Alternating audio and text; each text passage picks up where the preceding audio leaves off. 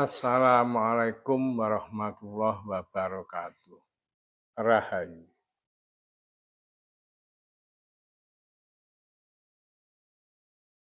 Mugi tansah pinaringan kabagas warasan sekawilijengan sedayanipun. Amin ya robbal alamin. Saudara-saudaraku yang berbahagia, kali ini kami akan meneruskan video kemarin dalam butir-butir budaya Jawa. Anggayuh kasampurnaning urip berbudi bawa leksana ngudi sedatining becik. Di video kemarin, yaitu kami ulangi sedikit saja, titah alus lan titah kasat mata iku kabeh saka pangeran, mula aja nyembah titah alus nanging aja ngina titah alus.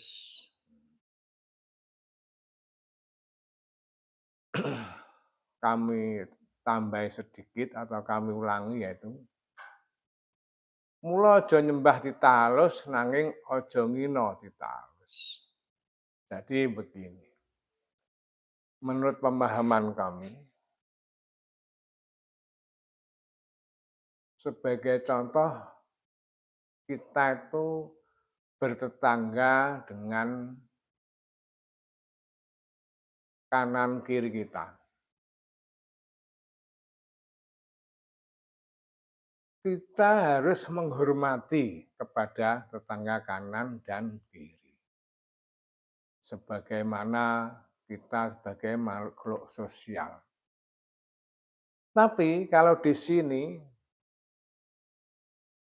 mula aja nyembah titah alus nanging aja ngina titah alus. Ini saya maksudkan kita itu bertetangga saja yang kasat mata saja. Kalau kita itu tidak bisa menghormati, tidak baik sama tetangga. Tahu-tahu kita menghina, otomatis tetangga sakit hati. Itu yang makhluk yang tampak saja. Ya di sini makhluk yang tidak tampak ya titah alus sing pangeran. Titah yang pangeran sing abadan alus. Yaitu bangsa jin atau roh kelambrangan. Roh kelambrangan itu waktu meninggal dunia dia tidak bisa kembali kepada Allah Subhanahu wa taala. Namanya matine urung sampurna, orang Jawa mengatakan gitu. Dia kan kelambrangan. Kita jangan sekali-kali menghina. Hormati saja pada titang pangeran sing abadan alusan itu. Kita tidak pernah mendoakan, tidak pernah berbuat baik, terus kita usik atau kita menghinanya, otomatis dia akan marah. Marahnya dia akhirnya yang terlihat saja dia memasuki di dalam jiwa kita, ndesek roe dewi, wong Jawa ngarani ndesek roe dewi. Jadi didesek, akhirnya orang tersebut seperti kesurupan. Orang tersebut akhirnya seperti kesurupan. Jadi roe dewi kedesek roh-roh liya sing mlebu niku itu tadi akhirnya mempengaruhi jiwa dan pikiran kita. Itu namanya kesurupan. Karena apa? Karena kita mempunyai sifat menghina atau meremehkan atau bagaimana, tidak pernah menghormati makhluk halus.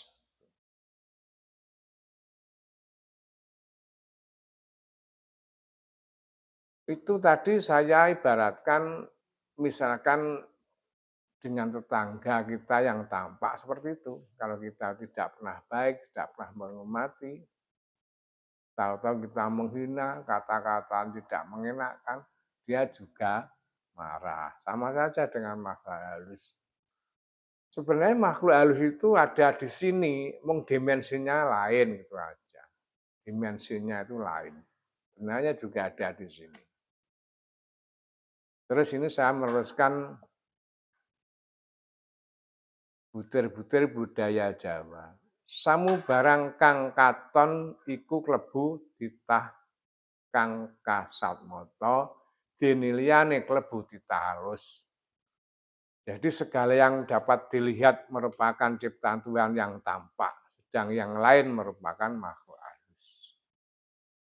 Saya pernah menguraikan di video kemarin yaitu bahwa roh itu akan pecah menjadi dua, yaitu masuk ke dalam badan halus dan masuk pada badan wadah atau badan kasar.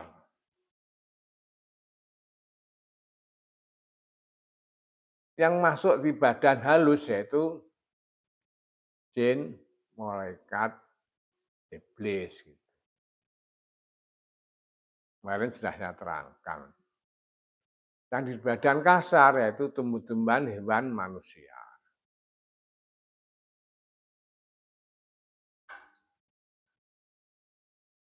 Sebenarnya badan halus itu juga tampak, tapi tampaknya tidak dilihat dari mata telanjang ini, dengan mata batin kita atau dirasakan dengan mata hati kita. Terus ini saya teruskan lagi. Pangeran iku menangake manungsa senajan kaya ngapa. Tuhan itu memenangkan manusia bagaimanapun juga. Mengapa begitu dengan pemahaman kami? Karena manusia itu punya badan wadak, badan halus, dan sang halus. Sang halus itu apa? Sang halus itu hakikatnya adalah Nur Muhammad atau utusan Allah yang terdapat dalam diri kita. Video kemarin juga sudah saya jelaskan. Terus badan halus itu, dia hanya mempunyai badan halus dan sang halus. Jadi kita itu lebih komplit komposisinya, yaitu ada badan wadak, badan halus, dan sang halus. Mula pangaran niku menangake manungsa senajan kaya ngapa. Di sini ada tanda kutip. Tuhan itu memenangkan manusia bagaimana manusia. Karena apa? Manusia yang paham dan mengerti bab Allah Subhanahu wa Ta'ala. Paham dan mengerti tentang zat wajibul wujuding pangeran. Orang saudara Muslim mengatakan begitu. Jadi maksud saya begini, kalau badan wajah kita dan ada badan halus atau roh atau jiwa, kalau roh kita itu jernih, bersih, pasti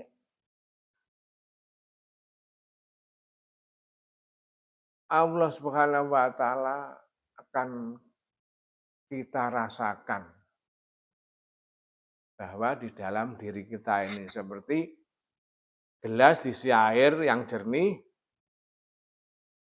tenang, cahaya matahari itu kelihatan jelas. Nah, itu namanya kedunungan ya dumunung. Jadi yang dimenangkan itu orang-orang seperti itu yang berarti suci itu. Karena Allah di dalam hati nurani kang sinuci. Qalbu mukmin baitullah. Saudara-saudara muslim mengatakan begitu. Nah, di sini tertera Tuhan itu memenangkan manusia bagaimanapun juga. Dan syaratnya seperti tadi. Jiwa atau roh kita harus jernih, harus suci supaya terlihat atau kita merasakan kehadiran Allah Subhanahu wa taala di dalam diri kita. Ini terus saya lanjutkan lagi. Pangeran maringi kawruh marang manungsa bab anane ditalus mau. Tuhan itu memberi pengetahuan kepada manusia tentang adanya makhluk halus. Mengapa Tuhan memberikan pengetahuan tentang adanya makhluk halus? Supaya kita lebih paham bahwa sebenarnya yang gaib itu ada. Dan kita juga harus percaya bahwa gaib itu ada.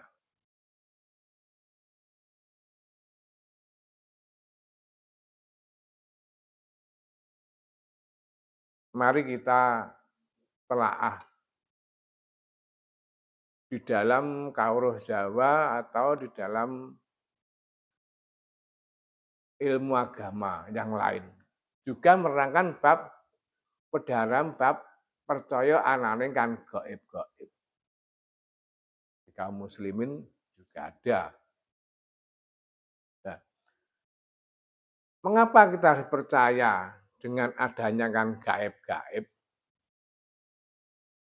atau yang sifatnya titahalus seperti malaikat, iblis, jin, roh kelambrangan itu titahalus,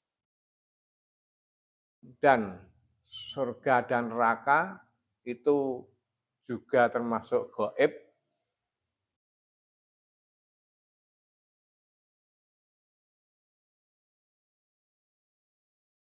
Mungkin saudaraku bisa memberi contoh yang lain. Untuk memahami bab pedaharan anane kang gaib-gaib, video yang akan datang kami jelaskan secara rinci. Cukup sekian, mohon maaf kalau ada kekurangan. Kritik dan saran di kolom komentar. Wassalamualaikum warahmatullahi wabarakatuh. Rahayu.